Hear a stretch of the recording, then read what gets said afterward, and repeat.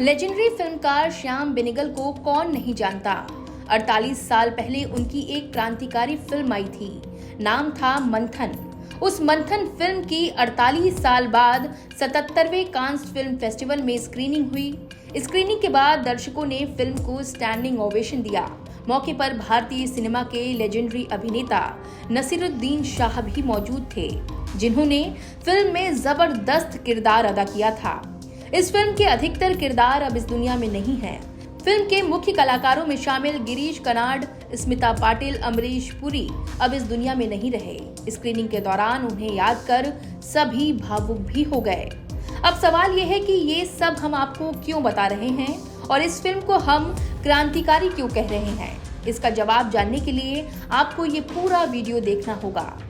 दरअसल हर साल 1 जून को दुनिया भर के कई देशों में वर्ल्ड मिल्क डे यानी विश्व दुग्ध दिवस मनाया जाता है और फिल्म मंथन का इस श्वेत क्रांति से बहुत गहरा कनेक्शन रहा है। कांस में फिल्म मंथन की स्क्रीनिंग हर सिनेमा प्रेमियों और हर भारतीयों के लिए गर्व का पल है। दरअसल ये भारत की पहली फिल्म थी जो क्राउड फंडिंग से बनी थी।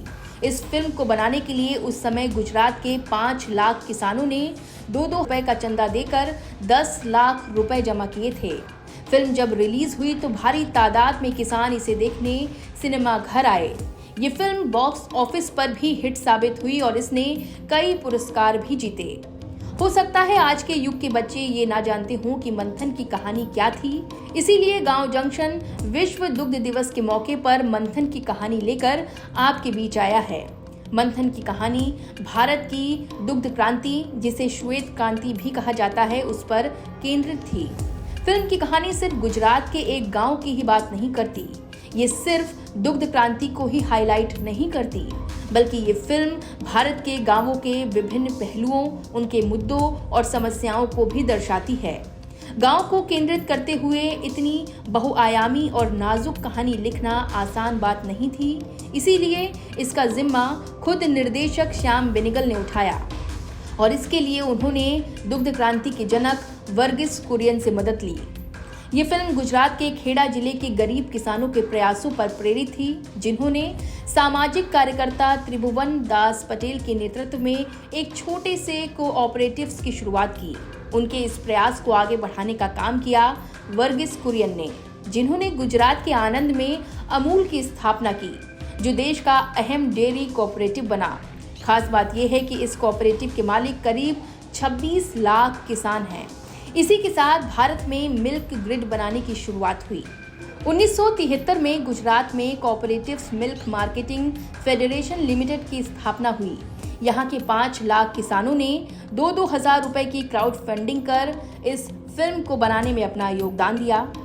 ये फिल्म इतनी खास थी कि इंस्टीट्यूट ऑफ रूरल मैनेजमेंट आनंद ने अपने ई चौपाल मॉडल की टैगलाइन भी फिल्म के एक संवाद ये सिसोटी आपड़ी छे की तर्ज पर बनाई। फिल्म का टाइटल सॉन्ग मेरो गाम कथा पारे के लिए इसकी सिंगर प्रीति सागर को बेस्ट फीमेल सिंगर का अवार्ड भी मिला। बाद में अमूल ने भी अपने विज्ञापनों में इस गाने का इस्तेमाल किया। इसके चलते ये गाना टेलीविजन के माध्यम से हर गांव आधारित कार्यक्रमों में एक एंथम बन गया। जब ये फिल्म बनी उस दौर में खेतिहर मजदूरों को रोजाना 5 रुपए की दिहाड़ी मिलती थी, लेकिन निर्देशक श्याम बेनेगल ने बहुत सारे किसानों को 7 रुपए दिहाड़ी पर फिल्म में काम भी दिया। जैसा कि हमने पहले ही बताया कि मंथन फिल्म दुग्ध क्रांति के जनक वर्गीस कुरियन से प्रेरित है।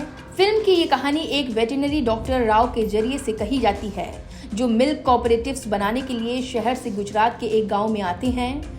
यहाँ उनका सामना होता है गांव के गरीब, शोषित, वंचित और दलित किसानों से, जो विवश थे अपने उत्पादों को एक स्थानीय डेयरी मालिक को बेचने के लिए।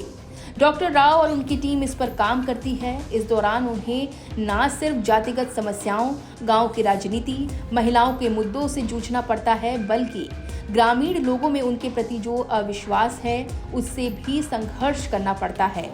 भारत में श्वेत क्रांति की कहानी को इस फिल्म में बखूबी दर्शाया गया है। अब सवाल यह है कि 48 साल बाद फिल्म की कांस में स्क्रीनिंग क्यों हुई। उसके लिए आपको बता दें कि मुंबई में शिवेंद्र सिंह डंगूरपुर की एक संस्था है, नाम है फिल्म हेरिटेज फाउंडेशन। जिसने इस फिल्म को हाई क्वालिटी में कांस फिल्म फेस्टिवल को उपलब्ध कराया। ये लगातार तीसरा मौका है जब इस संस्था की ओर से संरक्षित भारतीय फिल्मों को कांस फिल्म फेस्टिवल में दिखाया गया है। बता दें कि डेयरी उद्योग को पहचानने और दूध से मिलने वाले लाभों के बारे में लोगों के बीच जागरूकता फैलाने के उद्देश्य से हर साल 1 जून को वर्ल्ड मिल्क डे मनाया जाता है।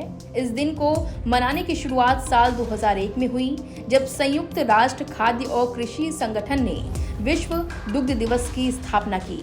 मौजूदा समय में दुनिया भर के कई देशों में इस दिन वर्ल्ड मिल्क डे मनाया जाता है। हालांकि भारत में हर साल नेशनल मिल्क डे 26 नवंबर को मनाया जाता है। भारत में इस दिन को डॉक्टर वर्गीस कुरियन का जन्मदिन के अवसर पर मनाया जाता है, जिन्हें भारत में श्वेत क्रांति का जनक भी कहा जाता है। उन्हें मिल्कमैन के नाम से भी जाना जाता है। उनकी कोशिश के बदौलत आज भारत दुनिया में सबसे ज्यादा दूध का उत्पादन करने वाले देशों में से एक बन चुका है। गांव जंक्शन के लिए नैन्सी वाजपेयी की रिपोर्ट।